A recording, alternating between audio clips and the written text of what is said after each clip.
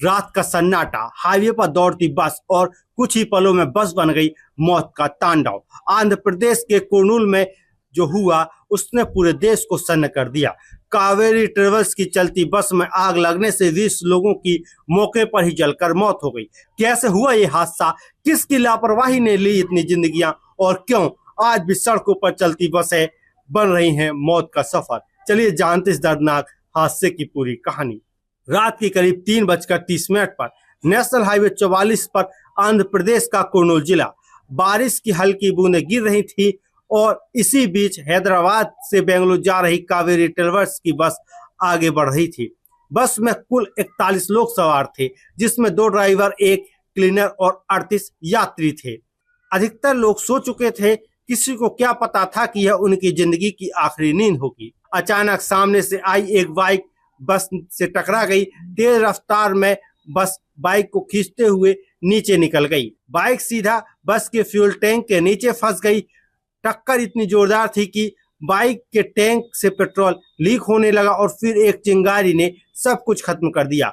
बस में आग लग गई और सिर्फ कुछ ही सेकंड में आग ने पूरे वाहन को अपनी चपेट में ले लिया।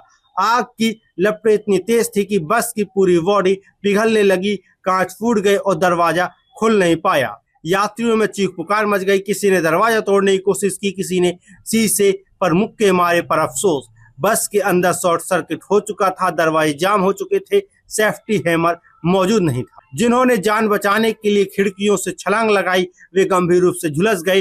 कुछ यात्रियों के कपड़े आग की लपटों में जल गए। 19 लोगों ने किसी तरह कूदकर जान बचाई, लेकिन बाकी 20 लोग बस के अंदर रह गए। कुर्नूल पुलिस और फायर ब्रिगेड को जब सूचना मिली तो तुरंत टीम पहुंची। बारिश के बावजूद आग की लपटें थमने का नाम नहीं ले रही थी। घंटों की मशक्कत के बाद आग बुझाई गई, लेकिन तब तक सब कुछ राख हो चुका था। बस में सिर्फ लोहे का ढांचा बचा था। कुर्नूल के कलेक्टर डॉक्टर ए श्री मौके पर पहुंची। उन्होंने बताया कि बस में 2 ड्राइवर समेत 41 लोग सवार थे। 21 यात्रियों को बचा लिया गया। 1100 बस के अंदर निकाले गए, बाकियों की तलाश जारी है। कलेक्टर ने तुरंत हेल्पलाइन नंबर जारी किया। हैदराबाद के कई घरों में अब मातम पसरा हुआ है। किसी की बेटी ऑफिस जाने के लिए बेंगलुरु जा रही थी, किसी का बेटा नया जॉब ज्वाइन करने वाला था और किसी का पूरा परिवार ही इस हादसे में खत्म हो गया। एक पीड़िता के रिश्तेदार ने बताया कि बस में कोई सुरक्षा के इंतजाम नहीं थे, इसलिए यह बस चलती लाशों का वाहन बन गई।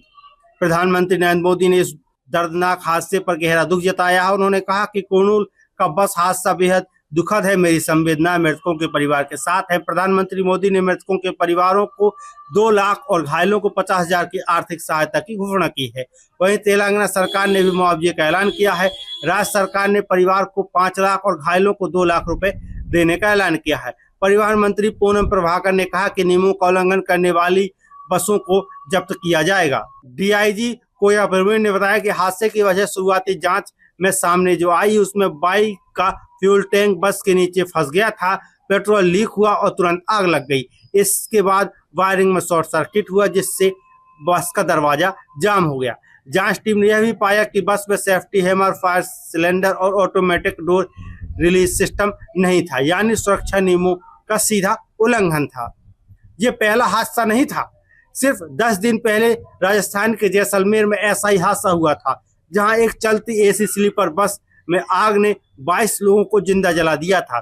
भारत में पिछले 5 सालों में ऐसे 50 से ज्यादा हादसे हो चुके हैं, जहां बस में आग लगने से यात्रियों की मौत हुई है। कारण लगभग एक ही, सुरक्षा नियमों की अनदेखी और लापरवाही।